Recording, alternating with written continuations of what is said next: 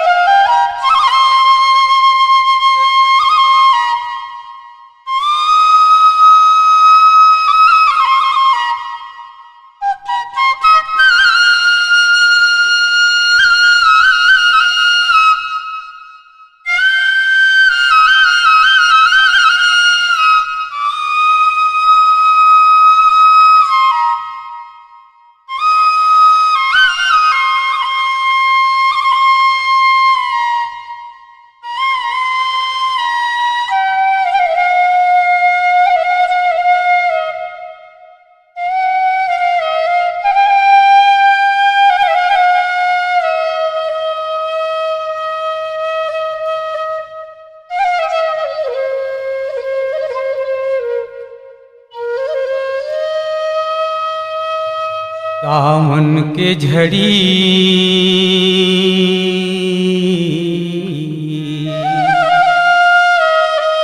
बैरी कस लागथे जवारा। सावन के झड़ी हो, सावन के झड़ी बैरी कस लागथे जवारा। सावन के झड़ी हो, कहाँ ते आबे कहाँ ते जाबे हो।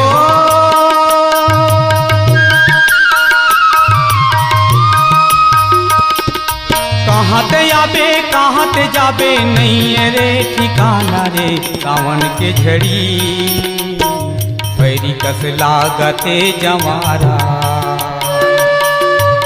सावन के झड़ी हो,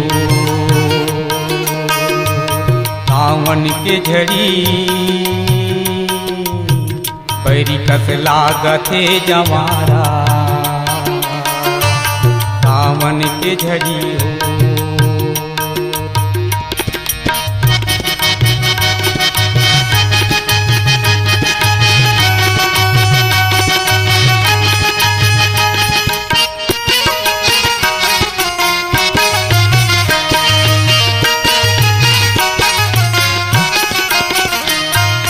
आगे आगे राम चलथे पाछू में लक्ष्मण भाई। पाछू में लक्ष्मण भाई रे भैया, पाछू में लक्ष्मण भाई। आगे आगे राम चलथे पाछू में लक्ष्मण भाई। पाछू में लक्ष्मण भाई रे भैया, पाछू में लक्ष्मण भाई। मांझे मांझोलन सिया जानकी, मांझे मांझोलन मांझे मांझोलन सिया जानकी। चित्रकूट भर जाएगा सावन के झड़ी बैरी कस लागथे जवारा। सावन के झड़ी हो, सावन के झड़ी बैरी कस लागथे जवारा।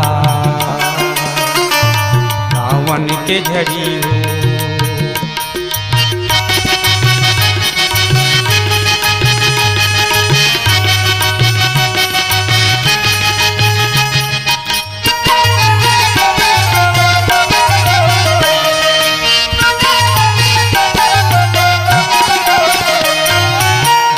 रिमझिम मौला बरसे पवन चले पुरवाही।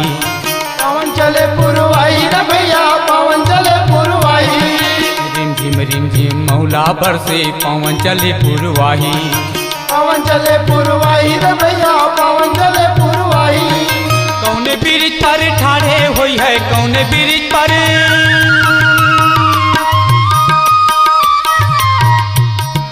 कौने ब्रिज पर ठाड़े होई है राम लखन दोनों भाईगा। सावन के झड़ी